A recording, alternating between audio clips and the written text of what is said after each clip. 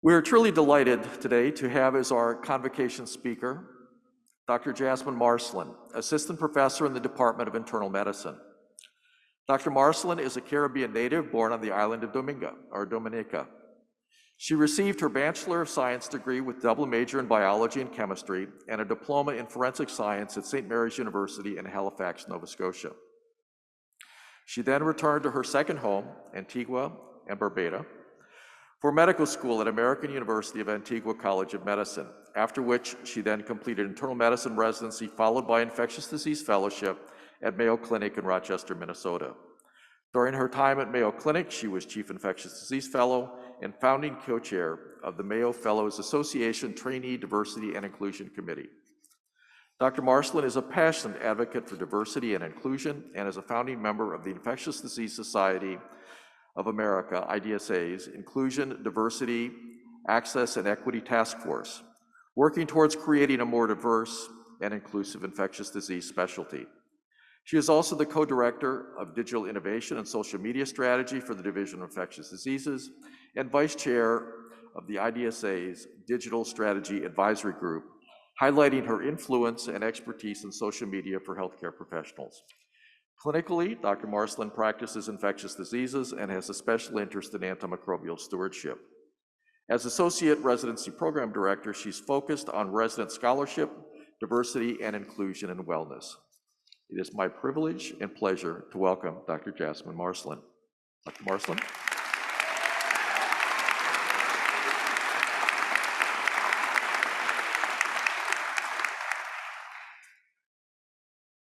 So I wrote this speech, and I was hoping that I would be looking at the graduates when I was talking. So bear with me with the awkward kind of like neck back looking at you while I'm doing this. So dear brand new doctors, almost brand new doctors, I guess I have to wait till tomorrow, what to say to you? I wrote a song for brand new doctors a couple years ago with this title, produced and sung with a couple of my friends to the tune of Lin-Manuel Miranda's Dear Theodosia. In the song, we pour out our hopes and dreams for brand new doctors, and I seriously considered singing it, or at least part of it, for you today, but I definitely chickened out. So you'll have to go check it out on YouTube. If you like it, you can let me know, and if you don't like it, you can keep that opinion to yourself. But I'm really excited to be with all of you here today. On the day your ceremonial hooding ushers you into that new age of becoming a physician, and also, more importantly, on the eve of my birthday. Tomorrow is my 38th birthday, and in addition to the fact that I've been repeatedly mistaken for a graduate myself in the last 2 days, and I do appreciate all the congratulations and the smiles, there's really no better way that I could think of spending this day than with all of you. I want to start with gratitude to this class, this graduating class, for bestowing on me this honor of sharing my thoughts with you for the next 8 minutes or so. 11 years ago, I stood with gratitude in front of my own graduating class. I was valedictorian, and I gave this wonderful speech that I actually had to go back and find to remember what I said, but I knew that it was filled with a lot of wonder and joy. But in the last decade, what has filled me with the most joy was the privilege of working and teaching with all of you. Those of you who know me personally know that I'm a straight shooter, so I'm just gonna be honest with you. I wrote and rewrote these remarks multiple times because nothing I wrote seemed to be perfect enough. Nothing was perfect enough to send you off on your journeys. And I wanted to leave you with the most profound words that you would cherish and remember for years to come. And that was partially motivated by the fact that as I remembered my own graduation, I didn't remember anything that was said on that day. There are so many of you sitting here today whom I've mentored and watched grow over the years. And my words needed to be just right, but nothing seemed good enough. So maybe despite the most eloquent and moving words, you might still not remember what I say today, because there are so many other things on your mind right now. Many of you might be starting a new position, maybe even moving to a new place in the middle of a pandemic, figuring out how you feel about the match, maybe planning a well-deserved vacation, or coming to terms with being separated from your friends and your loved ones, your family. So even if we don't remember anything, let's focus on how all of this is making us feel. And let me tell you, I'm feeling a lot of feelings right now. A lot of feelings as I watched you all walk across this threshold and receive that ceremonial hood. I'm feeling excitement as I think about the good trouble some of you will be getting into at some point in the future. I'm feeling regret because many of you will be leaving, and while I know you will be happy at the places that you go, selfishly, I wish you would stay. I'm feeling apprehensive because there are just so many things you have yet to experience and learn, and so many things that I want to shield you from, yet I know that you must experience in order for you to grow. I'm sad because our country has lost 1 million lives to COVID-19, and some of whom maybe have been your loved ones who could not be with us here today.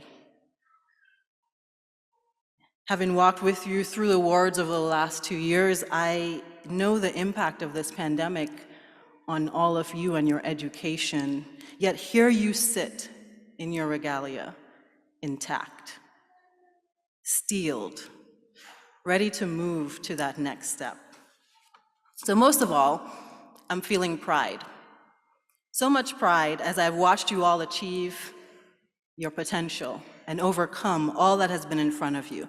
I am so proud of you, and I want you to know that everything that I say today is coming from a place of profound love and admiration for you and gratitude to your parents and loved ones who raised you to be the people you are today. So I look at you all here today, and I think back to my own convocation, expectantly gazing into that future, completely oblivious to the fact that I had no idea what I was getting myself into. And I had all of these great plans that all started with me walking across that stage to be hooded with my person, the love of my life, whom I met in medical school, my husband, Dr. Alberto Marcelin, AKA Mr. Dr. Marcelin. The plans all made so much sense to me, and I just knew that I was going to accomplish every single one of them. So this is how it went. We would match together, we would excel as interns, we would win Intern of the Year, ace in training exams, graduate with top awards, I would be appointed chief resident, ace fellowship, then I would plan my first pregnancy in my last year of fellowship, and take 3 months of maternity leave to be with our firstborn. We would then land our dream jobs and live happily ever after, the end. Now, if you've spent any time with me, and there's many of you in this group that have spent time with me, you'll know that for the most part, none of those plans actually materialized. Here's how it actually happened. My husband and I matched in separate states.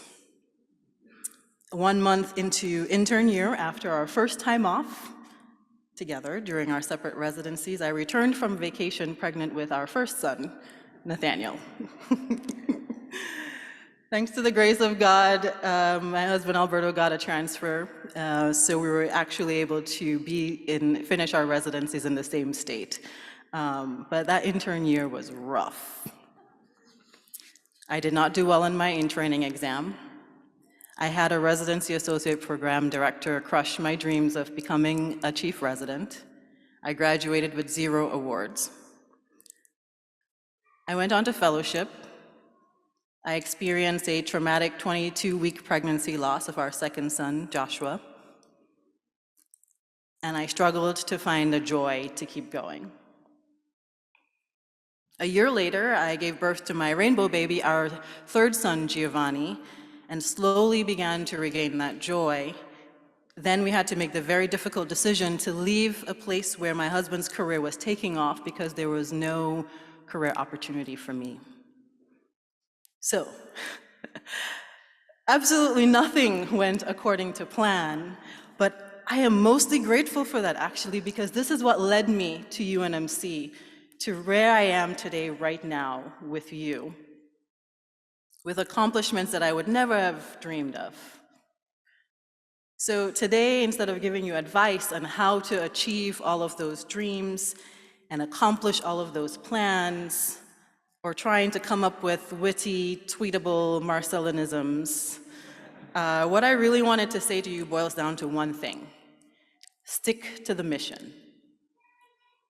Plans may change or fail, but stick to the mission and you will still get to where you need to be.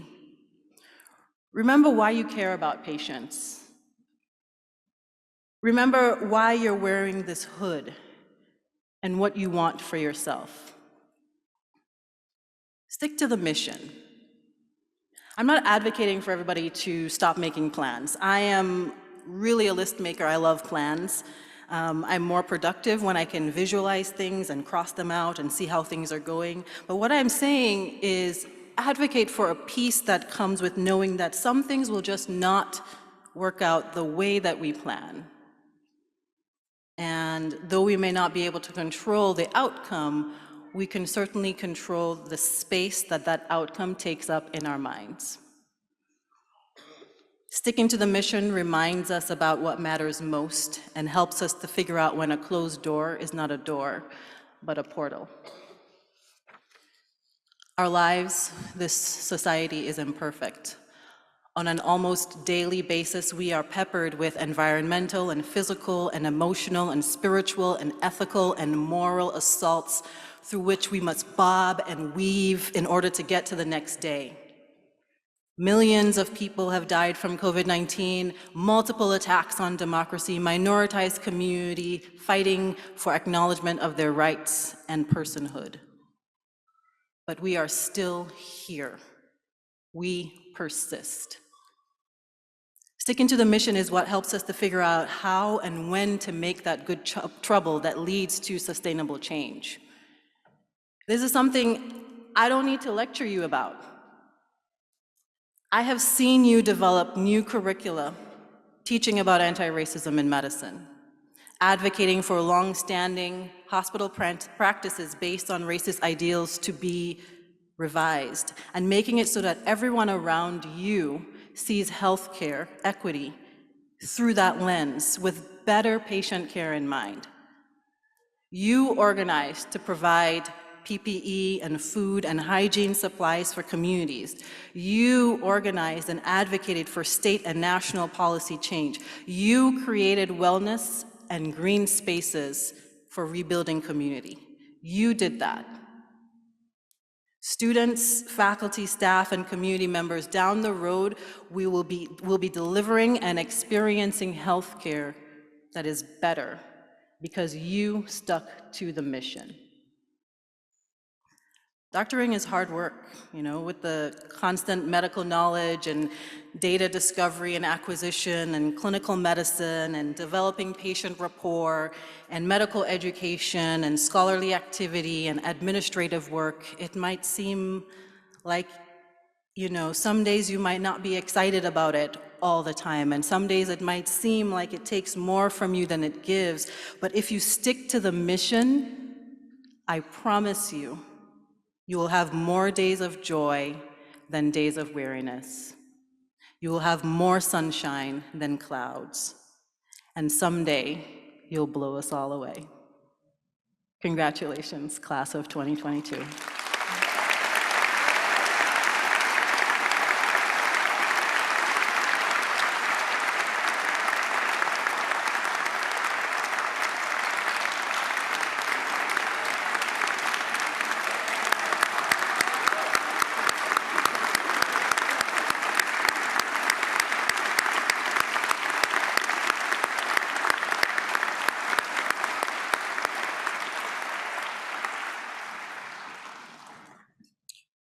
Thank you so much, Dr. Marcelin. I think we can all see why the class decided that they were the person they wanted you to hear from today. So congratulations and thank you.